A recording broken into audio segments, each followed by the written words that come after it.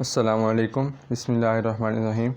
In this video, we will discuss about the oral and practical examination guidelines for first year MBBS anatomy. Anatomy के सबसे पहले marks distribution देख लेते हैं। 200 marks का paper होता है, 100 मार्क्स रिटर्न के और 100 मार्क्स आपके वाइवा प्रैक्टिकल के। दोनों में 50% मार्क्स लेना ज़रूरी होता है पास होने के लिए। तो अब वाइवा प्रैक्टिकल में देख लेते हैं।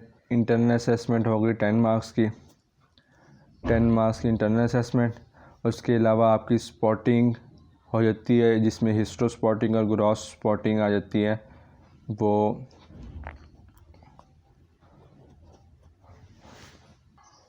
ये 44 मार्क्स होते हैं स्पॉटिंग के, और वाइवा के होते हैं आपके 46 मार्क्स। ये टोटल मिला के 100 मार्क्स हो जाते हैं।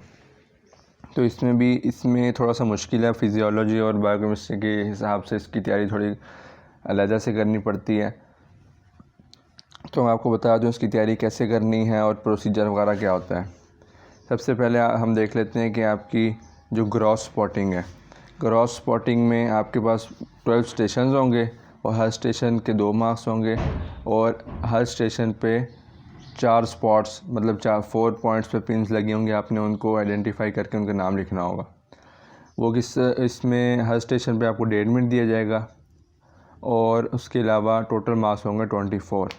मतलब आपके पास 2 मार्क्स हैं और 1.5 मिनट दिया गया है। उसमें आपने 4 स्पॉट्स को आइडेंटिफाई करके उनके नाम लिखने।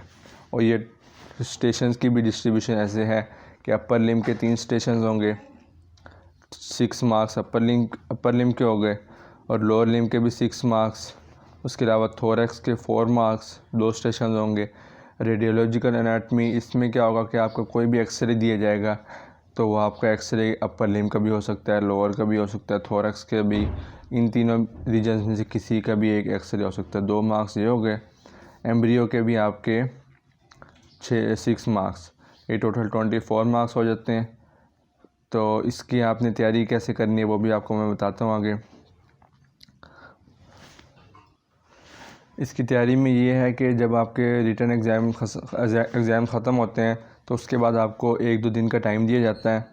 तो उसमें आपके म्यूज़ियम और लैब्स खोल दी जाती हैं। तो आपने म्यूज़ियम में जाके मॉडल्स देखने हैं, उन पे प्रैक्टिस करनी है एटलस से मैच करके। उसके बाद आपने उनकी पिक्स ले लेनी है, या आप अपने सीनियर से भी उसकी पिक्स ले सकते हैं। उसको आपने बार बार देखना है, आइडेंटिफाई करना है। ये काम आप अपने साल के दौरान भी करते हैं। जब भी आपको स्टेज होती है उसके साथ आपकी ऑस्पी और ये ग्रॉस स्पॉटिंग वगैरह होती है, तो आपको आइडिया होगा कि आपने कैसे तैयारी करनी है। तो आपको 1-2 दिन का टाइम दिया जाता है। आप उसमें से दोबारा एक दफ़ा म्यूज़ियम में जाके आप वो मॉडल्स देख सकते हैं, स्पेसिमेंस देख सकते हैं। तो एम्ब्रियो के भी स्पेसिमेंस तो कम होते हैं, मॉडल्स ज़्यादातर होते हैं, तो उन पे आपने प्रैक्टिस करनी होती है। तो बाज़ औक़ात पिक्स भी होती हैं जो आपने एम्ब्रियो में पढ़ी होती हैं, उसी तरह के मॉडल सामने आया होता है।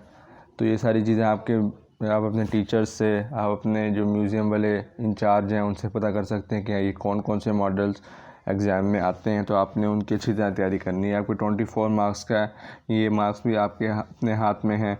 आप इसमें अच्छी तैयारी करें तो आप अच्छे मार्क्स ले सकते हैं, 22-23 तक भी जा सकते हैं। अगर आप अच्छी तैयारी नहीं करेंगे तो आपके ऊपर डिपेंड करता है।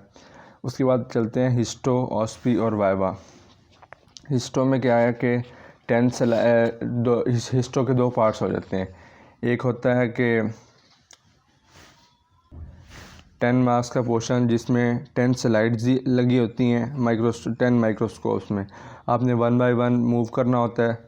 हर बेल बजती है थोड़ी देर 1 मिनट बाद, 1 मिनट आपको एक स्लाइड पे मिलता है। आपने उसमें क्या करना है कि आपने स्लाइड के अंदर ऑब्ज़र्व करना है क्या चीज़ है, और साथ ही अपने पेपर के ऊपर उसका नाम लिखना है आइडेंटिफाई करके, और उसके साथ आपने उसके 2 आइडेंटिफिकेशन पॉइंट्स लिखने हैं। अच्छा, मार्क्स डिस्ट्रीब्यूशन ऐसे होती है इसमें कि आपने जो उसका नाम लिखा है, मतलब आपने आइडेंटिफाई करके नाम लिखा है, उसका हाफ मार्क 0.5 मार्क्स होंगे उसके अलावा जो आपने 2 पॉइंट्स ऑफ आइडेंटिफिकेशन लिखे हैं वो आपके 0.25 मार्क्स का एक होगा। मतलब 0.5 मार्क्स आपके उस नाम आइडेंटिफाई करने के नाम से, और बाकी 0.5 मार्क्स आपके 2 पॉइंट्स ऑफ आइडेंटिफिकेशन। ये 10 स्लाइड्स होती हैं और टोटल 10 मार्क्स होते हैं।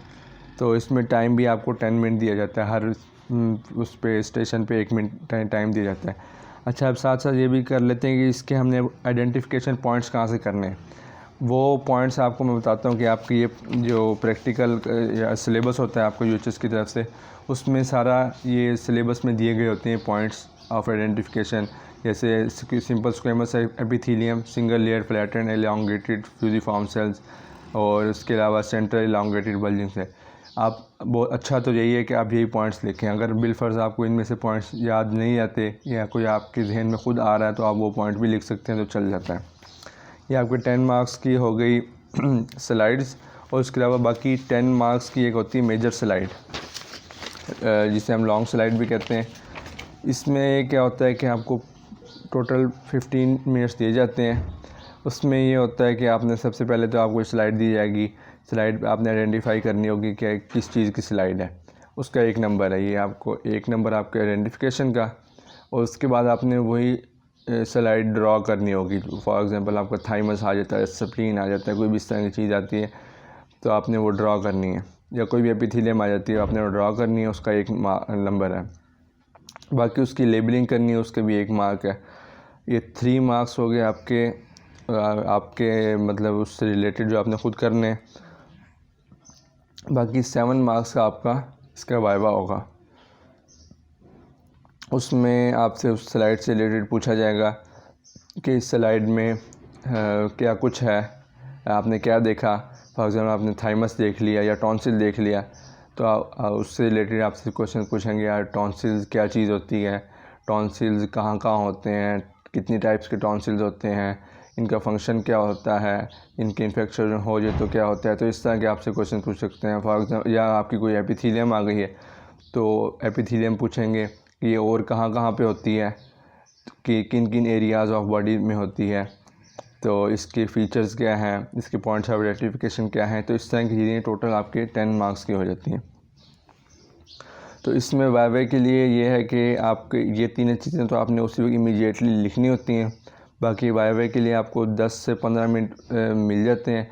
आप उसमें ख़ुद भी जहन में रिकॉल कर सकते हैं, या अपने दोस्तों के साथ से हल्का फुल्का डिस्कस करके, या अगर वहाँ पे कोई बुक वगैरह अवेलेबल है या मोबाइल फ़ोन, तो उसमें से आप देख के वाइवा तैयार कर सकते हैं। ये हो गई आपकी सारी ऑस्पी, ग्रॉस स्पॉटिंग और हिस्टो स्पॉटिंग से रिलेटेड चीज़ें। अब आ जाते हैं एनाटॉमी स्ट्रक्चर्ड वाइवा। तो ये आपका है 46 मार्क्स का। इसमें जो यूएचएस की तरफ से रिकमेंडेड शेड्यूल है वो तो ये है कि आपसे सरफेस मार्किंग में से 1 क्वेश्चन पूछा जाएगा, अपर लिंग में से 2 क्वेश्चंस पूछे जाएंगे 10 मार्क्स के, और लोअर लिंग में से 2 क्वेश्चन 10 मार्क्स के, और थोरैक्स में भी 2 क्वेश्चन 10 मार्क्स के, और एम्ब्रियो में से 3 क्वेश्चन 12 मार्क्स के। ये बाकी एग्जामिनर्स पे डिपेंड करता है कि वो आपसे किस तरह के क्वेश्चन पूछें, वो उनकी मर्ज़ी। उनके फेवरेट टॉपिक्स कौन से हैं वो आप पता कर सकते हैं।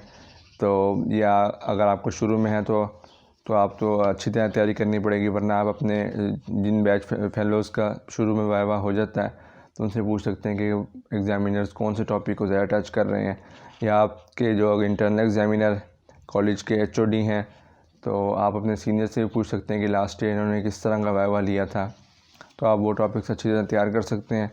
तो इसकी तैयारी के लिए भी मैं आपको यही कहूँगा कि मैं वाइवा टिप्स की एक अलग सी वीडियो भी बनाई हुई है, वो भी आप देख सकते हैं। उसके अलावा तैयारी में ये होता है कि आप दोस्त वगैरह मिल के इसको टॉपिक्स डिवाइड करके तो डिस्कस करें, क्वेश्चन बना के डिस्कस करें, तो ये अच्छा रह जाता है। इसमें तैयारी भी अच्छी हो जाती है और टाइम भी सेव हो जाता है। तो ये हो गई हमारी एनाटॉमी की भी गाइडलाइंस कंप्लीट हो गई। अगर इससे रिलेटेड किसी को कोई क्वेश्चन है वो पूछ सकते हैं। तो मार्क्स डिस्ट्रीब्यूशन एक दफ़ा दोबारा देख लेते हैं। इंटरनल असेसमेंट ये आपकी 7-8 नंबर आराम से लग जाते हैं। स्पॉटिंग में भी आपके ऊपर डिपेंड करता है कि आपने कितनी अच्छी तरह तैयारी की। आप बार बार इसको देखें, पिक्स बना लें मोबाइल में, आप बार बार उन पिक्स को देखें या मेमोराइज़ करने की कोशिश करें। तो ये स्पॉटिंग में जो हिस्टो स्लाइड्स होती हैं वो आपको जब लास्ट टाइम दिखाई जाती हैं पेपर से कुछ मतलब आपके रिटन एग्ज़ाम्स के बाद, तो आप उसकी अच्छी तरह तस्वीरें बना लें, बाहर से भी बना लें, अंदर से भी, ताकि आपको अच्छी तरह आइडिया हो जाए। बाज़ औक़ात ऐसे होता है कि कुछ स्लाइड्स ऐसी होती हैं कि जिनको हम बाहर से भी आसानी से आइडेंटिफाई कर लेते हैं, मतलब कोई निशानी लगा के, जैसे कार्टिलेज कहीं कहीं होता है कि सी शेप्ड रिंग होता है, तो लेकिन वहाँ पे लाइट बहुत ज़्यादा होती है, लाइट पड़ रही होती है, इसलिए आपको बाहर से कम ही नज़र आता है। तो आपने अच्छी तरह अंदर से निशानी लगानी है कि भाई इसको हमने कैसे याद रखना है, तो बार बार देखेंगे तो याद हो जाएंगी। इसके अलावा जो आपके ग्रॉस स्पॉटिंग के मॉडल्स हैं वो भी आप बार बार देखेंगे तो आपको अच्छी तरह प्रिपेयर हो जाएंगे। तो अब यहाँ एक चीज़ ये याद रखनी है कि वाइवा वाले दिन जो सिर्फ वाइवाज़ होंगे, इंटरनल एग्जामिनर और एक्सटर्नल एग्जामिनर का, बाकी स्पॉटिंग और ये जो है हिस्टो की स्पॉटिंग और ग्रॉस स्पॉटिंग ये दोनों एक दिन होगी। इससे रिलेटेड जो वाइवा वो भी इसी दिन होगा। और वाइवा के लिए एक और चीज़ याद रखेंगे, वाइवा में बोन्स भी सुनी जाती हैं। बोन्स में जो इम्पोर्टेंट बोन्स हैं वो मैं आपको यहाँ लिख देता हूँ। बोन्स में स्कैपुला, उसके अलावा रेडियस अल्ना, उसके अलावा थोरैक्स में आ जाए तो स्टर्नम, और उसके अलावा इसमें थोरैक्स में टिपिकल एटिपिकल रिब्स, इसका डिफरेंस पूछा जाता है, टिपिकल एटिपिकल रिब्स का डिफरेंस। और उसके अलावा वर्टिब्रा में पूछा जाता है कि थोरैसिक वर्टिब्रा आइडेंटिफाई करें, उसके कुछ फीचर्स बताएं। और इसके अलावा जो लोअर लिम्ब में बहुत इम्पोर्टेंट बोन है वो है हिप बोन के अलावा फीमर और टिबिया, ये भी इम्पोर्टेंट है। बाकी इसके साथ एक चीज़ ये भी ध्यान रखें, अगर पेपर में कोई अनयूजुअल क्वेश्चन आया तो जैसे क्लिनिकल कोई ज़्यादा अनयूजुअल आ गया, किसी को समझ नहीं आई, तो वो वाला क्लिनिकल और या क्वेश्चन भी आप अच्छी तरह जहन में रखें, क्योंकि उससे रिलेटेड भी क्वेश्चन किया जा सकता है वाइवा में। हिप बोन के अलावा इसमें मैं बता दिए फीमर और टिबिया। बाकी जो शॉर्ट बोन्स हैं जैसे हैंड की बोन्स हो गई और इसके अलावा फुट की बोन्स हो गई, ये इतनी इंपॉर्टेंट नहीं है। मेजर बड़ी बड़ी बोन्स आती हैं ये। उसके अलावा कुछ टीचर्स ये फुट की जो बड़ी बोन्स हैं,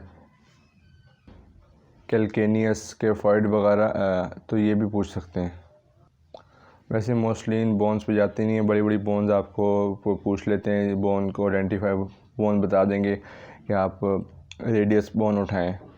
तो उसके अलावा हाँ ह्यूमरस भी ऐड कर लें। तो उसके बाद ये पूछेंगे, आपको आइडेंटिफाई करेंगे किस साइड की है, और साइड डिटर्मिनेशन के बाद उसके कुछ फीचर्स पूछ लेंगे बस, या उस पर कोई ग्रूव वगैरह है या कोई फोरामेन है तो वो पूछ लेंगे ये कहाँ पे है।